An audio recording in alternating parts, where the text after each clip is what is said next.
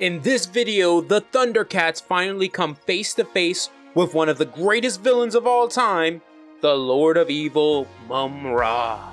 And Cheetara proves why she is the deadliest Thundercat. What's up everyone, James here, and we return with Dynamite's Thundercats. This is the end of the first arc. If you haven't seen the first video, I'll have a link to it at the end of this video.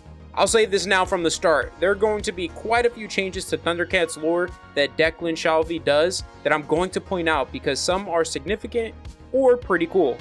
Let's get into it. So this opens with Calica sneaking around the Thundercat ship as they all sleep, except Panthro. He is up working, and in his inner monologue we learn that with the salvage parts from the mutant ship, they could repair their ship. After scanning the planet, they found deposits of a mineral similar to Thundrainium, which they could use to power their ship and leave Third Earth. But the question Panthro asks himself is, where would they go? They could leave, or they could transform Third Earth with the mineral deposits into a new home for them. These are questions for Lion-O to answer as the new Lord of the Thundercats. But this is where we see Panthro doesn't trust Lion-O's decisions at the moment, because he says, "I am concerned for Lion-O.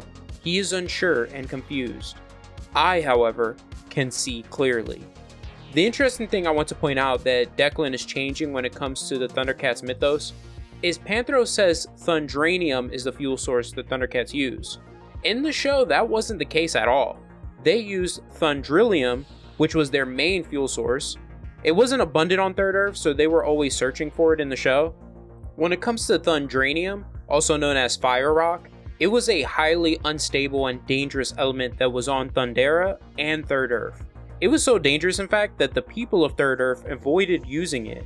The Thundercats couldn't use it because it emitted a radiation that severely weakened Thunderians. It was basically their kryptonite. Panthro picks up on Calica right behind him. He asks her if something is keeping her up. She answers yes, saying that they've all been wonderful, but mentions that she is still on edge. This is why I love Panthro. He tries to come across as empathetic, but at the same time, he doesn't trust this chick. He slips in a question asking how long she was held captive by the mutants, because remember, he still isn't buying the story she gave them, and he wasn't able to truly question her because of Lion-O in the last video. She answers his question with, "I don't know, maybe 2 or 3 weeks, and then brings up how every night when she closes her eyes, she feels uneasy, like someone is watching her. That's when Panthro reveals that it's him who's watching her. He says, "I am not convinced you are who you claim to be. Lion-O is our leader, and he wishes you would join us. I will respect and obey, but the security of the Thundercats is my obligation."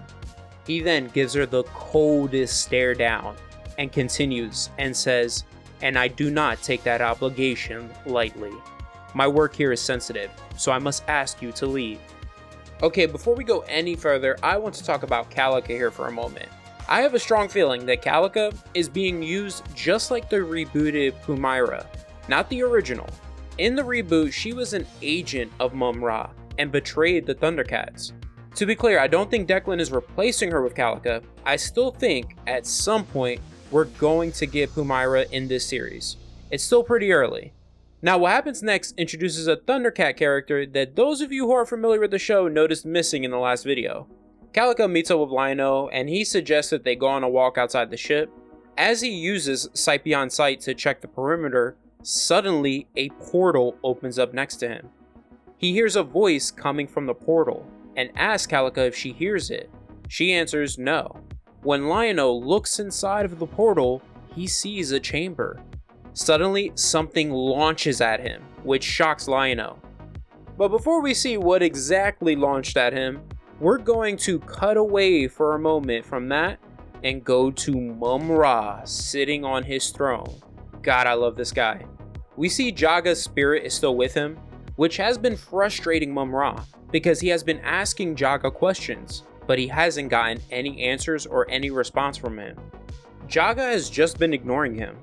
What's a crazy change to Thundercats lore here that we learned in the last video, but I didn't want to bring it up until now because Mumm-Ra says it outright, is these two have a history. Mumm-Ra says to Jaga, "You show up just as the eye reveals itself to me. Coincidence this is not." You have the answers to all of my questions, but all I get is silence from you. That is not how I remember you. You were impatient, emotional. It may have been a long, long time ago, but I sense those qualities are still within you, Jaga. Now, just when it looks like Jaga is going to respond to him, Mumm-Ra gets excited and approaches his spirit, telling him to unburden himself. When he says, "I command you to speak," Jaga's spirit expands, becoming a giant head that roars at Mumm-Ra. One thing I like that Declan is doing with Mumm-Ra is he's not revealing too much. We're getting little tidbits like this. Returning to the Thundercats, the thing that launched at Lion-O is revealed to be Snarf. The other Thundercats arrive after hearing Lion-O's freak-out moment. They are shocked to see Snarf and wonder how he got here. When Calica asks what's a Snarf, Panthro answers that he is Lion-O's protector, and he has been with him since he was a child. They had thought him lost because he was missing before Thundera's destruction. When Lion-O asks Tigra what the Dore is, Tigra tells him to ask Snarf. I know I'm probably in the minority of Thundercats fans who don't like the original Snarf. I prefer the rebooted Snarf, where he was more like a cat. And I have a feeling Drew and Declan feel the same way since this version of Snarf looks more like the rebooted one. What's pretty cool here is how Lion-O communicates with Snarf. Instead of like the original show where Snarf could talk, or in the reboot where Snarf didn't speak, but he and Lion-O had such a deep bond that Lion-O instinctively always knew what he was trying to communicate. Here, Snarf and Lion-O communicate telepathically. After he asks Snarf about the portal, Lion-O tells the Thundercats that Snarf told him he was tasked with guarding the chamber this portal leads to. And though only Thundercats can enter the chamber, Snarf has encountered some intruders. Now, we don't learn who these intruders are exactly. Calica asks how he said that because she didn't hear him like before. Tigra answers and reveals to the Thundercats that Lion-O and Snarf share a special bond. That's why Snarf only communicates telepathically with Lion-O. That's when Panthro immediately questions Calica about her mentioning hearing him before. Now, she tries to brush it off by saying she was mistaken, but this reveals that she lied to Lion-O earlier when he asked her if she heard the voice from the portal. But since Snarf only communicates with Lion-O, that means she didn't hear him. She must have heard another voice coming from the portal. The Thundercats go to investigate the chamber, and when Calica tries to go with them, Panthro stops her and orders her to stay here and watch the Thunder Kittens. Once they're inside the chamber, Lion-O points out that this chamber holds all the treasures of Thundera within it. This is yet another change up in Thundercats lore here. In the show, the Thundera's treasures were held in a treasure chest. It was based on the Ark of the Covenant. Declan has changed it to an entire chamber holding all the items, which I think is a lot better. Now, there is a very important treasure that isn't in this room that we'll see by the end of this video. The crazy thing we learn next is time moves differently in this room, because Lion-O mentions to the Thundercats that Snarf told him he was given this task of guarding the chamber only 2 months ago. Cheetara points out though that that cannot be possible when the destruction of Thundera was years ago. When she asks who gave Snarf this task, Snarf tells Lion-O it was his father, Claudus. Now, what happens next is one of my favorite moments in this series so far. When the Thundercats exit the portal, Lion-O asks Calica why she didn't go through the portal with them. Panthro answers, telling him he told her not to because she isn't one of them and she hasn't earned their trust. Lion-O gets pissed and starts yelling at Panthro, saying that she is a Thunderian just like them, and it's not for him to decide. He feels that there is something special about her. I love the shade Panthro throws back. He responds, "Oh, I know what you're feeling, young man. We can all smell the pheromones." This further enrages Lion-O, and he replies, "I am your leader. You show me nothing but disrespect. Do you think little of me or yourself?" Panthro responds by punching Lion-O in the face. While Lion-O is on the ground recovering from the punch, Panthro says, "You belittle a general? If you are not the son of Claudus, I would have made sure you would not be able to rise from the floor." I love that Panthro delivers such a cold line to Lion-O. However, after he says this, Cheetara lands a blow on Panthro, sending him flying into the wall. She says, "You have crossed the line, and now you must answer to me. Thundercats, I challenge Panthro to a Thunder-Duel." Panthro accepts the challenge and tells the Thunder Kittens to get the ceremonial garbs. Now this is so cool, and this is something new that Declan is adding to the Thundercats lore. Later we see the ceremonial garbs Panthro and Cheetara are wearing, which is this light armor, and they are carrying wooden katanas. Lion-O tells Panthro and Cheetara that breaking the rules of the Thunder-Duel means losing the fight, and whoever wins the fight wins the dispute. When it comes to the specific rules of the Thunder-Duel, we don't learn what they are here. However, we do learn its history and how you win. Lion-O initiates the fight. Panthro starts off in the most badass way by tossing his katana aside, making it clear to Cheetara that he just wants to throw hands. As the fight between the two begins, Calica asks about the Thunder-Duel because she doesn't come from nobility like them and isn't a part of the Thundercats, so she's never learned about it.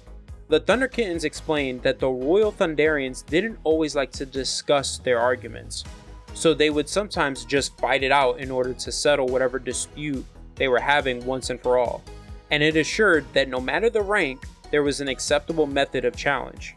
Everyone can be challenged and propose a challenge except Lion-O because he is the leader. If your body hits the ground, you lose the fight and the dispute. Calica then asks what the dispute is between Panthro and Cheetara. The Thunderkins answer Panthro and Lion-O have been at odds since we arrived on Third Earth, and it needs to be addressed, because striking our leader cannot be allowed. Lion-O isn't permitted to strike his subordinates. Cheetara is a loyal warrior. She challenged Panthro because she had to. Man, imagine if our politicians settled their disputes like this. It would be insane and entertaining at the same time.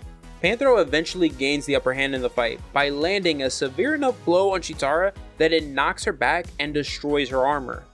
Here's the kicker though. Panthro, in his haste to end the fight, forgot Cheetara's mind is as fast as her body. The armor affected her speed, so with the armor destroyed now, she gains back her speed. She stops herself from hitting the ground and is ready to continue the fight. She thanks Panthro for destroying the armor, and then goes to work on him. While dodging all of his attacks, she says, "You are our master strategist, yet you didn't see this coming. You're off your game. I think you needed this." At that moment, Cheetara strikes back, landing multiple blows on Panthro, destroying his armor and putting him on his back. This is why I say she is the most dangerous of the Thundercats. The speed of her body and mind, as well as her skill as a warrior, make her a formidable threat. If she had the Sword of Omens, she would be hella overpowered. She wins the fight and tells Panthro that they don't know the dangers that lie ahead, and as he is the general of the Thundercats, they would proudly follow him into battle. But he must obey Lion-O, not only because the Thunder-Duel now demands it, but also because they must remain a family no matter what, and must carry the honor of the Thundercats. Panthro agrees. He admits that he lost sight of the goal. He says to Lion-O, "I do not apologize for following my duties, but it should never come at the cost of undermining your leadership. I see the man you have become. I respect your title, value our friendship, and will gladly follow you." Lion-O replies, "I value you, Panthro, more than you know. Thank you for your trust. No matter what, I value that most of all." I absolutely love this entire scene.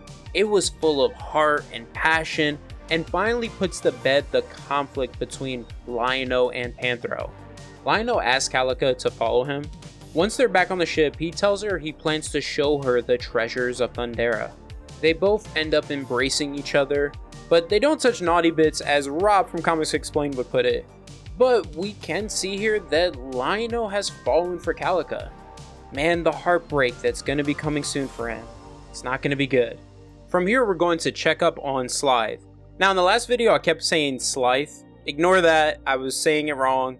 Now, remember, someone ambushed and captured him in the last video after he fought that creature I couldn't identify. I actually found out what that creature is. It's called an octopoid. It appeared in the Thundercats show in the episode called The Tower of Traps. We find Slithe tied up, threatening whoever has him tied up. He ends up breaking free from his bonds and escapes, but when he makes it to this ravine, he tries to jump across and hilariously fails. Later, he wakes up strapped to a boulder, threatening to kill his captors again. He says, "I'll break free again, but won't run. I'll kill you first. You will all know my name. So says Lord Slithe, Lord of all the mutants, Master of Plun-Darr." His captor replies, "I know your name, Lord Slithe. Maybe you know mine. Monkeyan, Lord of the Monkeyans, Mutant Master, and Lord of Third Earth." This is a cool change up Declan is making here with the Thundercats, and this sets up the perfect time for me to finally talk about the mutants. So when it comes to the mutants in the Thundercats universe, in the show you have the Reptilians, Monkeyans, Jackalmen, and Vulturemen, all originated on Plun-Darr. Slithe, Monkeyan, and Jackalmen were introduced at the beginning of the show, whereas Vultureman was introduced later. Lord Slithe was the self-appointed leader of all the mutants. Monkeyan was the leader of the Monkeyans, Jackalman was the leader of the Jackalmen, and Vultureman was the inventor of the mutants. I don't know if it was ever stated he was the leader of the Vulturemen, so if any of you know, comment below. What Declan seems to have changed here is that the Mutants of Plun-Darr are all Reptilians, and the Monkeyans are from Third Earth. We actually might find out the other mutant races also originate from Third Earth in this universe, because Monkeyan tells Slithe that he is pleased he lives up to his reputation, and says, "Lord of the Reptilians, I accept. Lord of all the mutants, I do not. There is a lot for you to learn about the mutants of Third Earth." Despite capturing him and disagreeing with him on who is the Lord of all the mutants, these two will be allies, because Monkeyan orders his men to release Slithe and tells them he is one of them. Returning to the Thundercats, Lion-O goes to speak to Tigra, who is setting up a telescope in order to study Third Earth. Their conversation isn't overly important, but it's going to lead to a big moment here. Tigra explains to Lion-O that though he may look like a man now, he still sees the child he is underneath, that there is nothing wrong with seeking counsel. Initially, Lion-O believes he is talking about counsel regarding leadership, but Tigra tells him he refers to counsel regarding matters of the heart. He tells Lion-O that he and the other Thundercats can see he has become infatuated with Calica. Now, he doesn't warn Lion-O about letting his infatuation blind him from the fact that they don't know a lot about Calica or the possibility of her being a spy. It seems after the whole fight with Lion-O, Panthro, and Cheetara, the Thundercats stopped questioning Calica's story. So Tigra tells Lion-O to act on his feelings with Calica before it's too late. Suddenly, Tigra spots something on the horizon approaching the Thundercat ship. Lion-O calls the Thundercats together, and they all arrive and confront what the Thunderkittens initially believe is an army of mutants, but Lion-O thinks it's much worse. We see Slithe's army of reptilians have been turned into an army of mummies by Mumm-Ra. They're all cloaked and wrapped in bandages, approaching the Thundercats. Lion-O orders the Thundercats to strike. Unsurprisingly, the fight goes down just like when the reptilians were alive. The Thundercats are taking them out left and right. We see Tigra finally use his bolo whip, putting down a group of these mummified reptilians. Another ability Tigra has that we haven't seen yet in the series that I didn't mention in the last video is something called mind power, which gives him the ability to create lifelike illusions in other people's minds. It's pretty cool. Tigra then spots another of these mummified reptilians cloaked in red, who we know is Mumm-Ra. Tigra says, "We have a new friend." Mumm-Ra replies, "I am no friend to you, stray. To me, you are merely kindling." Mumm-Ra goes full-on Sith Lord on Tigra, unleashing a blast of lightning on him, just frying his body. He says, "Feel the power of Mumm-Ra, the ever-living." Cheetara, using her super speed, is able to save Tigra from certain death, but she ends up absorbing the residual electricity on Tigra's body, which sends her crashing. Both she and Tigra end up unconscious. Panthro runs off the battlefield. The Thunderkittens go to attack Mumm-Ra, but Lion-O tells them to stand down and take Tigra and Cheetara to the ship's medical bay. He says, I'll deal with this monstrosity. Mumm-Ra replies, "Brave words, young Lion-O." This catches Lion-O off guard because how would Mumm-Ra know his name? This is where Mumm-Ra toys with him, telling him he has spies that are closest to him, initially implying Panthro since he just ran off the battlefield. We know he's really referring to Calica. Lion-O doesn't believe him. Mumm-Ra offers him an opportunity to be a warrior at his side, using the power of the Eye of Thundera to rule Third Earth together. This is definitely giving me Darth Sidious offering Luke to join him type of vibes. Of course, Lion-O refuses and tells Mumm-Ra the Eye of Thundera is safe from him, and boasts about not needing its power to defeat him. Lion-O then whips out a new sword and says, "The Thunder Cutter is no sword of omens, but it will serve me in defeating you." This is kind of a big change up to Thundercats lore here, because in the show, the Thunder Cutter was an ancient, powerful, magical sword that rivaled the Sword of Omens. Hachiman, a samurai warrior from the planet of the Red Sun, used it. Declan has changed it to one of Thundera's treasures, because we did get a quick glimpse of it in the chamber earlier. Mumm-Ra replies to Lion-O, "You dare refuse, Mumm-Ra? Then you must die." Lion-O roars, "Fiend, I not only dare refuse you, I dare defeat you." He goes to strike Mumm-Ra, who blocks the attack with his Force Lightning, but it doesn't hurt Lion-O because the Thunder Cutter absorbs the lightning. What I do wish we had seen here was a beefed up Mumm-Ra clashing with Lion-O. I guess Declan is saving that for a bigger confrontation down the line. As that's going on, we see Snarf guarding the portal to the treasures of Thundera, but someone then approaches and he ends up going feral. Back on the battlefield, Mumm-Ra gloats, telling Lion-O without the eye he is no match for him, and orders him to surrender. At that moment, Lion-O gets distracted and senses something is wrong at the Thundercats ship. Luckily for him, at the same time, Mumm-Ra runs out of power. So just like in the show, his power isn't limitless. Suddenly, Panthro shows up with the Thunder Tank, smashing through Mumm-Ra's mummified reptilian army.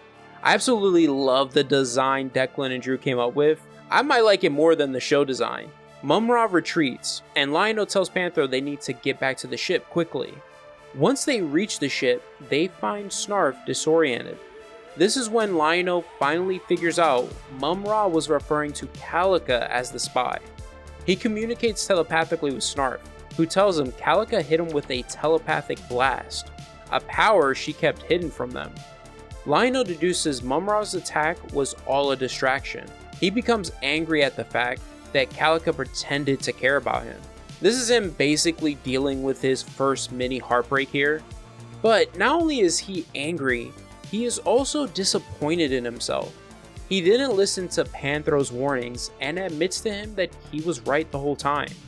Now, Lion-O doesn't sulk or become an emo kid because he got heartbroken.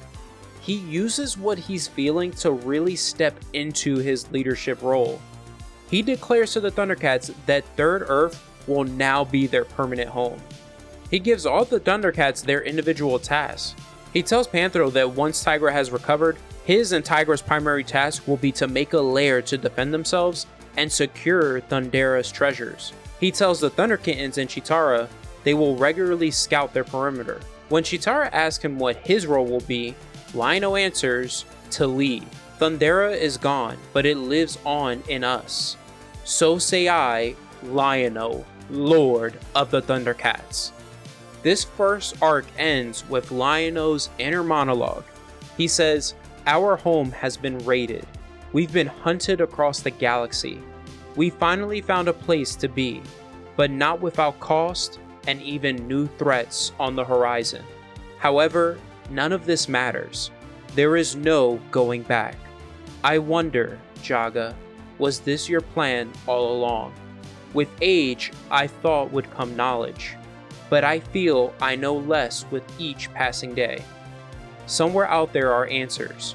I must find them." The very important Thunderian artifact I pointed out that was missing from the treasures of Thundera, we see here in the middle of the desert somewhere on Third Earth, Thundera's Book of Omens. That could have the answers Lion-O is seeking, since it contains the knowledge and secrets of the Thundercats. The foundation of this Thundercats universe has been set. That's the end of the video. Comment below if you want to see more of this series. Also, there is a Cheetara miniseries I'm interested in covering, so comment below if you want that as well. Other than that, have an awesome day, and always remember every day to go beyond.